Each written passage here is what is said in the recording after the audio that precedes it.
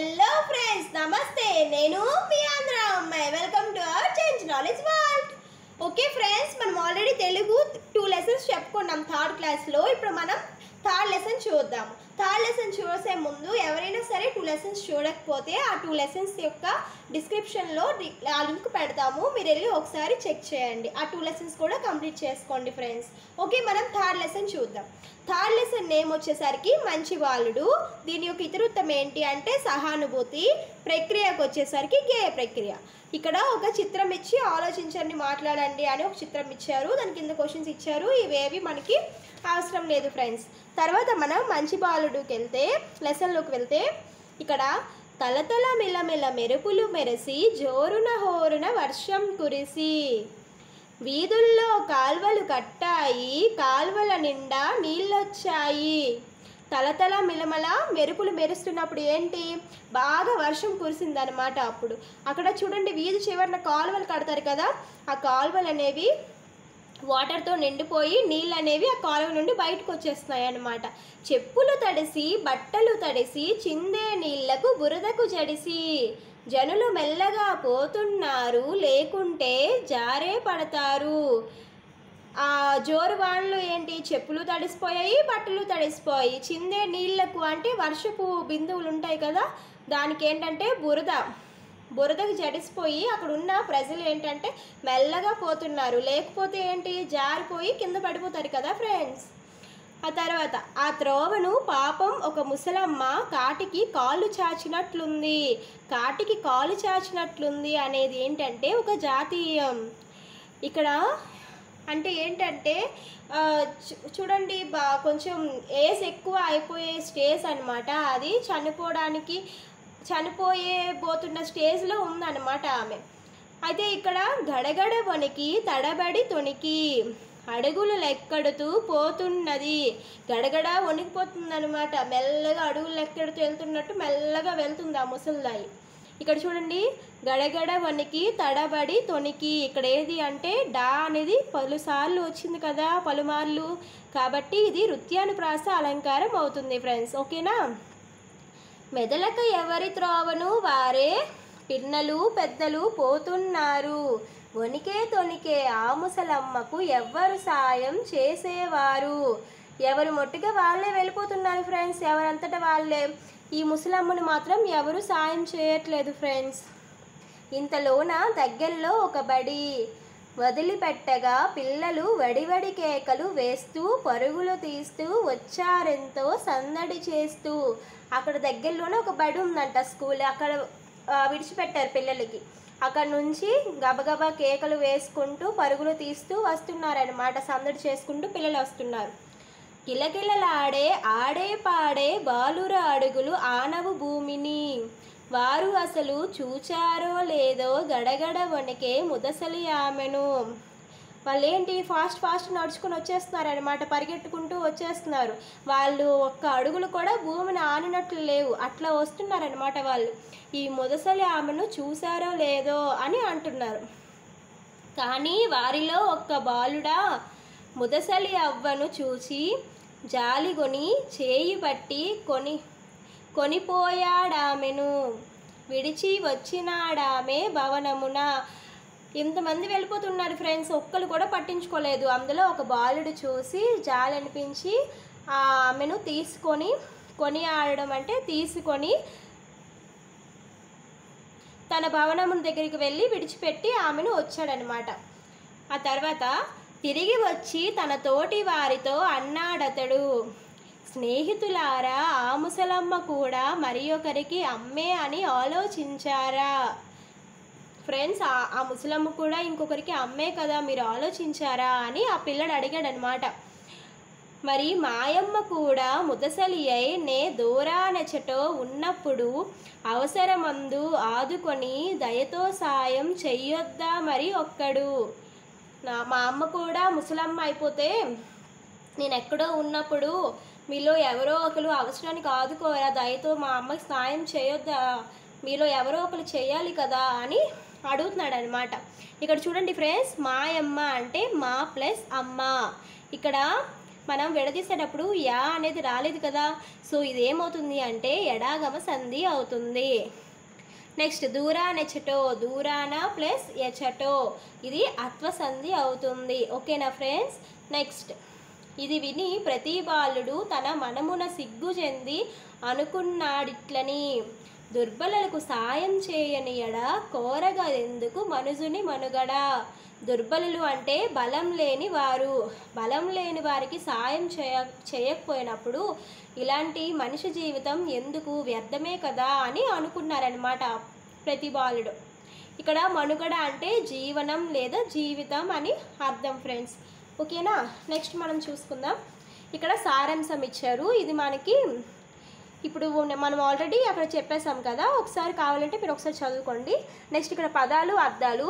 వీధులు అంటే బజార్లు, జడిసి భయపడి, జనులు ప్రజలు, జనం, త్రోవ, దారి, వడి, వేగం, సాయం, సహాయం, ముదుసలి, ముసలి, జాలి, దయ, కొనిపోవు, తీసుకుపోవు, మనుము, మనస్సు, దుర్బలులు, బలం లేని వారు, మనుజుడు, మనిషి, మనుగడ, జీవితం, జీవనం.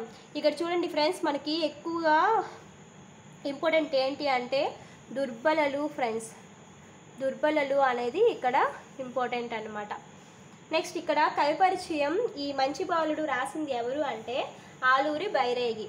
20వ శతాబ్దపు అగ్రశ్రేణి తెలుగు కవుల్లో ఒకరు. ఎవరు? ఆలూరి బైరేగి. ఇతను 20వ శతాబ్దానికి చెందినవాడనమాట. మానవుడి అస్తిత్వ వేదనని కవిత్వంగా వెలువరించారు. మానవుడి యొక్క అస్తిత్వ వేదన కవిత్వంగా వెలువరించిన కవి ఎవరు అని మనకు అడగొచ్చు ఫ్రెండ్స్. ఎవరు? ఆలూరి బైరేగి. ఈయన యొక్క రచనలు ఏంటి? చీకటి మేడలు, నూతిలో గొంతుకలు, ఆగమగీతి, దివ్య భవనం. ఆయన యొక్క ప్రసిద్ధ రచనలు ఏంటి? చీకటి మేడలు, నూతిలో గొంతుకలు, ఆగమగీతి, దివ్య భవనం. బాలల కోసం చక్కటి గేయ కథలు కూడా ఈయన రచించారు. ఎవరి కోసం? బాలల కోసం. వేటిని రచించారు? గేయ కథలను రచించారు. ఈయనకి కేంద్ర సాహిత్య అకాడమీ పురస్కారం పొందారనమాట. ఏ పురస్కారం వచ్చింది ఫ్రెండ్స్ ఆలూరి బైరేగికి? కేంద్ర సాహిత్య అకాడమీ పురస్కారం పొందారనమాట. ఎవరు? ఆలూరి బైరేగి. నెక్స్ట్ ఇక్కడ చూసుకోండి. ఇవి చేయండి, ఇవేం అవసరం లేదు, ఇవేం అవసరం లేదు. జోరున వాన కురిసింది, నేలంతా బురదగా మారింది, ముసలమ్మ గడగడ వణికింది, పిల్లవాడు చేయి పట్టుకొని నడిపించాడు, అందరూ కూడా అభినందించారు. ఇది కూడా అవసరం లేదు మీకు. తర్వాత ఇక్కడ చూడండి జంట పదాలు. పదజాలంలో జంట పదాలు ఇచ్చాడు. తలతల అని ఉదాహరణ ఇచ్చాడు. మిగతావేంటి? మిలమిల, కిలకిల, గడగడ, ఇలాంటివన్నీ కూడా జంట పదాలు అవుతాయి. నెక్స్ట్ ఇక్కడ ఏకవచనం బహువచనం ఇచ్చారు. మెరుపు, మెరుపులు. పై మాటల్లో మొదటిది ఒకటే ఉంది, అంటే ఇక్కడ లు అనేది లేదన్నమాట, కేవలం ఒకటే మెరుపు అని ఉంది కాబట్టి ఇది ఏకవచనం అవుతుంది. రెండో మాట మొదటి దానికి లు అనేది కలిసింది, చేరింది కదా. లు అనేది అంటే ఒకటి కంటే ఎక్కువ ఉన్నాయని అర్థం కాబట్టి ఇది బహువచనం అవుతుంది. ఓకేనా. ఇక్కడ కొన్ని ఏకవచనం ఇచ్చారు, మనకు బహువచనాలు రాయమన్నారు. కేక అంటే కేకలు, కళ కళలు, పిల్ల పిల్లలు, అడుగు అడుగులు. ఓకేనా. ఇంక ఇవేం అవసరం లేదు ఫ్రెండ్స్. సృజనాత్మకత, స్వీరచన. నెక్స్ట్ ఇక్కడికి పోతే చూడండి, ఇక్కడ ఇది ఇంపార్టెంట్ ఫ్రెండ్స్. నేను వాక్యాంత బిందువును, వాక్యం చివరన ఉంటాను అని చెప్తుంది. సో వాక్యాంత బిందువు అంటే full stop friends, full stop. ఓకేనా. పై వాక్యాల చివర చుక్క గుర్తు ఉంది కదూ, ఇలా వాక్యం చివరన ఉండే చుక్కను వాక్యాంత బిందువు లేదా పూర్ణ విరామం అంటారు. ఇది ఇంపార్టెంట్ ఫ్రెండ్స్. అడుగుతాడు వాక్యాంత బిందువుని ఇంకో పేరుతో ఏం పిలుస్తారు అంటే పూర్ణ విరామం అంటారు. దీన్ని ఆంగ్లంలో ఫుల్ స్టాప్ అంటారు. ఈ పూర్ణ విరామ బిందువు ఉంటే ఆ వాక్యం అక్కడికి పూర్తయింది అని అర్థం. ఓకేనా. నెక్స్ట్ చూడండి. నేను స్వల్ప విరామ బిందువుని, స్వల్ప విరామం ఇచ్చే చోట ఉంటాను అంటే కామా ఫ్రెండ్స్. ఇక్కడ చూడండి, పై వాక్యాలు చదివేటప్పుడు కొన్ని చోట్ల కొద్దిగా ఆపి చదువుతాం కదా, అలా ఆపి చదవటాన్ని స్వల్ప విరామం అంటారు. అలా స్వల్ప విరామం ఇచ్చే చోట గుర్తు ఉంది కదూ, అదే కామా అన్నమాట. దీన్ని స్వల్ప విరామ చిహ్నం అంటారు. ఆంగ్లంలో మనం కామా అంటాం. ఓకేనా. నెక్స్ట్ ఇది అయిపోయింది ఫ్రెండ్స్ ఇక్కడితోటి. సో ప్రతి లెసన్కి ఒక ఈ మాసపు పాట, ఈ మాసపు కథ ఉంటుంది కాబట్టి ఇప్పుడు మనం ఈ మాసపు పాట చూసుకుందాం. కలపండి చేయి చేయి ఈ మాసపు పాట.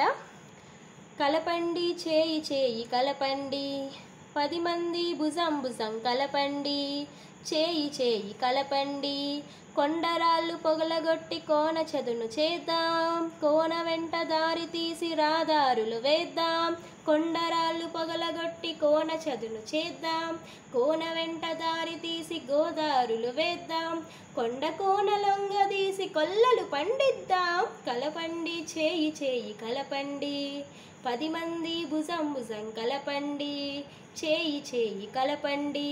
ఇక్కడ చూడండి ఫ్రెండ్స్, కోన అంటే అడవి అని అర్థం, కొల్లలు అంటే ఇక్కడ ధాన్యం అని అర్థం. నెక్స్ట్, పాడుకుంటూ పని చేస్తే 10 మందికి లాహిరి, ఆడుకుంటూ పని చేస్తే అనిపించదు చాకిరి, పాడుకుంటూ పని చేస్తే 10 మందికి లాహిరి, ఆడుకుంటూ పని చేస్తే అనిపించదు చాకిరి, కలకత్తా కాశ్మీరం కాశీ కన్యాకుమారి, కలిపేస్తాం రైలు దారి, కానా కోన రహదారి. కానా కోన అంటే కొండ, కొండలు కోనలు అంటారు కదా, కొండలు అడవులు అని అర్థం ఫ్రెండ్స్ ఇక్కడ. నెక్స్ట్ ఇక్కడ చూడండి, దీని యొక్క గేయం తాలూకా కవి పరిచయం చూసుకుంటే దేవులపల్లి వెంకట కృష్ణ శాస్త్రి. దీన్ని రాసిన వాళ్ళు ఎవరు? దేవులపల్లి వెంకట కృష్ణ శాస్త్రి, 1897 1980. ఆధునిక తెలుగు కవిత్వంలో భావ కవిత్వ యుగానికి తలుపులు తెరిచారు. భావ కవిత్వ యుగానికి తలుపులు తెరిచింది ఎవరు? దేవులపల్లి వెంకట కృష్ణ శాస్త్రి. అదే అభ్యుదయ యుగానికి తలుపులు తెరిచింది ఎవరు అంటే శ్రీశ్రీ. అభ్యుదయ యుగకర్త అయితే మనకి శ్రీశ్రీ, భావ కవిత్వ యుగకర్త అయితే మనకి ఎవరు? దేవులపల్లి వెంకట కృష్ణ శాస్త్రి. అచ్చమైన తెలుగు కవి, అక్షర రమ్యత, భావన సౌకుమార్యం, శబ్ద సంస్కారం కృష్ణ శాస్త్రి కవిత్వ లక్షణాలు. వీరి యొక్క కవిత్వ లక్షణాలు ఏమిటి? అక్షర రమ్యత, భావన సౌకుమార్యం, శబ్ద సంస్కారం కృష్ణ శాస్త్రి యొక్క కవిత్వ లక్షణాలు. అందుకనే వారి కవిత్వాన్ని శ్రీ ఇక్షు సముద్రంతో పోల్చారు. ఎవరి కవిత్వాన్ని? దేవులపల్లి వెంకట కృష్ణ శాస్త్రి గారి కవిత్వాన్ని శ్రీ ఇక్షు సముద్రంతో పోల్చారు. ఇక్షు అంటే చెరకు అని అర్థం. ఓకేనా. కృష్ణపక్షం, ఊర్వశి, ప్రవాసము వీరి యొక్క ప్రసిద్ధ రచనలు. పద్మభూషణ్ పురస్కారం అందుకున్నారు. వీరికి పద్మభూషణ్ పురస్కారం వచ్చింది. ఓకేనా. వీరి యొక్క రచనలు ఏంటి? కృష్ణపక్షం, ఊర్వశి, ప్రవాసము అనేవి ప్రసిద్ధ రచనలు. మరి కవిత్వ లక్షణాలు అయితే అక్షర రమ్యత, భావన సౌకుమార్యం, శబ్ద సంస్కారం. భావ కవిత్వ యుగానికి ఆధునిక కర్త ఎవరు అంటే దేవులపల్లి వెంకట కృష్ణ శాస్త్రి. అభ్యుదయ యుగకర్త ఎవరు అంటే శ్రీశ్రీ. శ్రీశ్రీ గారు ఎవరి కవిత్వాన్ని ఇక్షు సముద్రంతో పోల్చారు? దేవులపల్లి వెంకట కృష్ణ శాస్త్రి. సో ఇది ఫ్రెండ్స్ కలపండి చేయి చేయి ఈ మాసపు పాట. నెక్స్ట్ మనం ఈ మాసపు కథ చూసుకుందాం. ఈ మాసపు కథ వచ్చేసరికి బావిలో నీళ్లు. అక్బర్ బీర్బల్ కథ నుంచి ఇది తీసుకున్నారనమాట. అక్బర్ ఆస్థానంలో బీర్బల్ అనే మంత్రి ఉండేవాడు. ఆయన ఏ సమస్యనైనా తన తెలివితేటలతో సులువుగా పరిష్కరించేవాడంట. అయితే ఆ రాజ్యంలో ఒక జమీందారు ఉన్నాడు. అతను రైతుకి ఒక బావి అమ్మాడు. జమీందారు ఒక రైతుకి బావిని అమ్మాడు. ఆ రైతు బావిలో నీళ్లు తోడుకోవడానికి వెళ్ళాడు. అప్పుడు జమీందారు రైతుని ఆపాడు. నేను మీకు బావిని అమ్మాను కానీ అందులోని నీళ్లు అమ్మలేదు, అవి నావి, ఆ నీళ్లు కావాలంటే తగిన ధనం ఇచ్చి తోడుకో అన్నాడు. రైతుకి కోపం వచ్చింది. వారిద్దరి మధ్య గొడవ మొదలైంది. న్యాయం కోసం అక్బర్ ఆస్థానానికి వెళ్ళారు. అక్బర్ వారు చెప్పినదంతా విని బీర్బల్ వైపు చూశాడు. సమస్యను పరిష్కరించమన్నాడు. బీర్బల్ కొద్దిసేపు ఆలోచించాడు. జమీందార్ వైపు చూసి ఇలా అన్నాడు, సరే, నువ్వు బావి ఒకటే అమ్మావు, నీళ్లు అమ్మలేదు కదా. జమీందారు సంతోషంగా అవును అన్నాడు. బీర్బల్ అడిగాడు, బావి రైతుదేనా? జమీందారు అవును అన్నాడు. సరే, రైతు బావిలో నీ నీళ్లున్నాయి, వెంటనే బావిలోని నీళ్ళన్నీ తోడుకొని వెళ్ళిపో, లేదా నీళ్లు పెట్టుకున్నందుకు రైతుకు అద్దె చెల్లించు అని తీర్మానించాడు. జమీందారు ముఖము పాలిపోయింది. పాలిపోయింది అంటే వాడిపోయింది అని అర్థం అన్నమాట. చేసిన తప్పుకు తలదించుకున్నాడు. రైతుని మోసం చేయాలనుకున్నందుకు తనను క్షమించమని అక్బర్ పాదుషాని వేడుకున్నాడు. రైతు సంతోషించాడు. అక్బర్ బీర్బల్ని అభినందించాడు. ఇది ఫ్రెండ్స్ బావిలో నీళ్ళు లెసన్ అనమాట. ఓకేనా, మీకు అందరికీ అర్థమైంది అనుకుంటున్నాను. ఇది ఫ్రెండ్స్ మన థర్డ్ లెసన్లో ఉండే ఈ మాసపు కథ. ఇక్కడితో మన థర్డ్ క్లాస్లో ఉన్న థర్డ్ లెసన్ అనేది అయిపోయింది. Please do like, share and subscribe. Signing off మీ ఆంధ్ర అమ్మాయి.